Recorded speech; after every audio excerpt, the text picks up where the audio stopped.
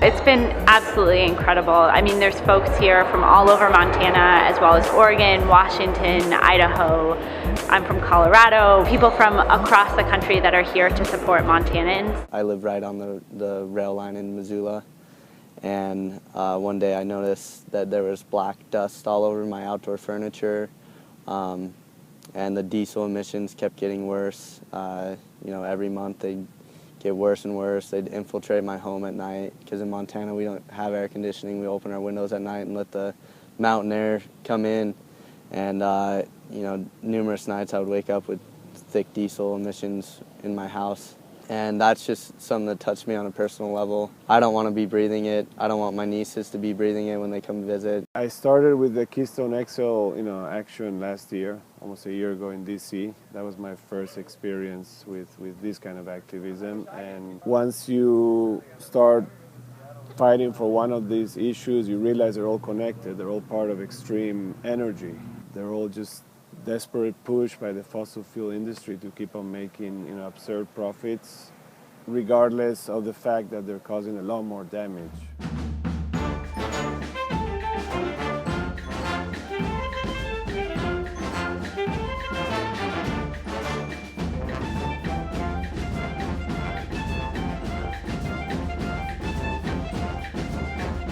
There's a railroad that would have to be built if Otter Creek is developed. It's called the Tongue River Railroad, and that railroad would use eminent domain to be built, and it'd take over a lot of ranchers' property and divide their property so they couldn't move cattle from each grazing section.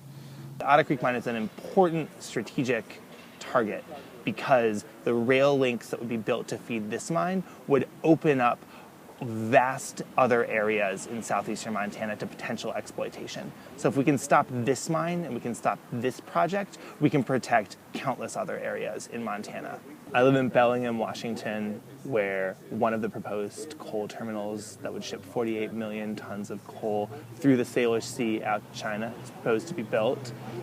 So it's an issue that is really important to me. It affects my home. I think it was really important for folks from the coast like myself to stand with this frontline community and to stand in solidarity, because this is one movement. This isn't a fight in Bellingham against ports and a fight in Montana against coal mines. This is one movement against a plan by big coal and big oil to turn the Northwest and our pristine places here into basically a superhighway for extreme energy out to Asia. We realized that really some new level of activism was called for. It was probably going to involve direct action, civil disobedience, that kind of thing. And the form that this eventually ended up taking, the coal export action that we just wrapped up this past week, has become, we think, the largest climate-related act of civil disobedience in Montana.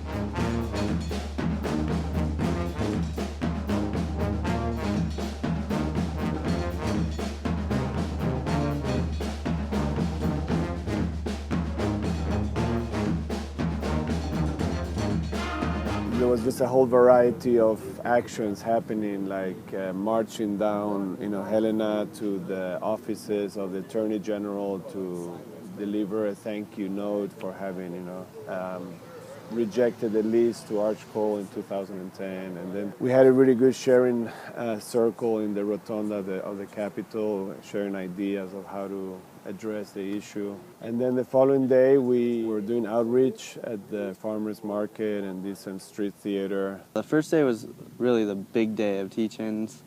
We started off with a rail line impact teach-in. If proposals go through, we could see up to 60 trains per day moving to and from the Powder River Basin and the West Coast every single day. And with that comes environmental issues and health problems. Following that, we had a coal finance talk by Amanda Starbuck. She works with Rainforest Action Network, and Rainforest Action Network, they're really targeting the funding behind coal. So like Goldman Sachs, Bank of America, and numerous other banks. All the fossil fuel companies are, pouring their money into our political system and totally screwing our chances of progress, you know, in absurd ways. So we see this action as a spark to start a broader movement against coal exports and extreme energy extraction in Montana and in the West. Before we decided to do this action, the Otter Creek mine was a non-issue. It was something that was going to fly under the radar with no public scrutiny, with no debate. And now that 23 people have decided to take an act of civil disobedience and to put their bodies on the line to bring this to the forefront, this has become an issue, not just here in Montana, where our elected officials are being forced to speak to our actions and to speak to this issue, where people are being forced to take a look and scrutinize this issue, but also regionally and nationally. And that's happening because we're actually winning, because the American market is moving away from bottom-of-the-barrel fossil fuels. And this is the last desperate gasp of the fossil fuel industry. Well, Otter Creek is a boom and bust economy scheme drawn up by big coal corporations, the biggest corporations in the world. Coal companies like Arch Coal, these companies are experiencing record profit losses in the last few years. Yeah, they're freaking out because demand here has dropped. So their whole idea is flood the international energy market, target developing countries so that these developing countries saddle their economies to coal power development. Like we've seen here in the States, it's a long-term relationship. It's 60 plus years, 50 plus years. It's a scheme that we've seen before with oil.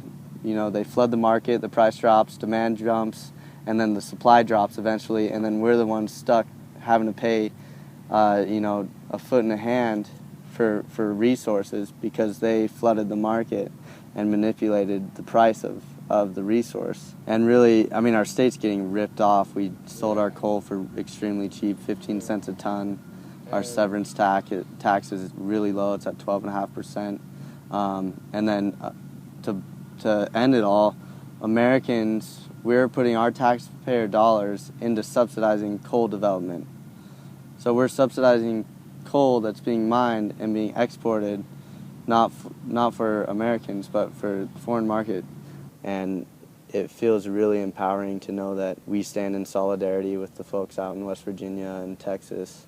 Being part of the Climate Summer of Solidarity, it's been really inspiring and in some ways really humbling because we are in solidarity with groups that have been working on these fossil fuel issues a lot longer than we all have been. They're in more intense situations than we are.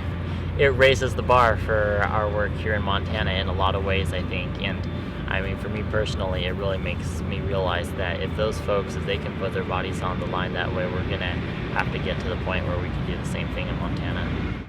It might seem like small actions by a small group of people, but they are having an effect. My first experience with the Keystone XL protest outside the White House, we did it in end of August, and by November 12th, Obama was coming out and saying he was halting the permit of the Keystone XL. So my first experience in this kind of activism was extremely positive. The fact that we forced the governor to speak publicly in the media on this issue, the fact that we're getting national press coverage about what before was not even an issue in Montana means that we've already succeeded. And the important takeaway is that this action is only the beginning. The more convergences, the better, whether it be here in Montana or in Washington or Oregon. We need to keep on doing this and shining the light on these issues and showing the details of what's happening behind the scenes that have always happened, but now that we're bringing them out to the light so people can see how corrupt the political system is. The purpose of this action was to make this an issue. It's an issue now, it's a fight now, and now that it's a fight we can win.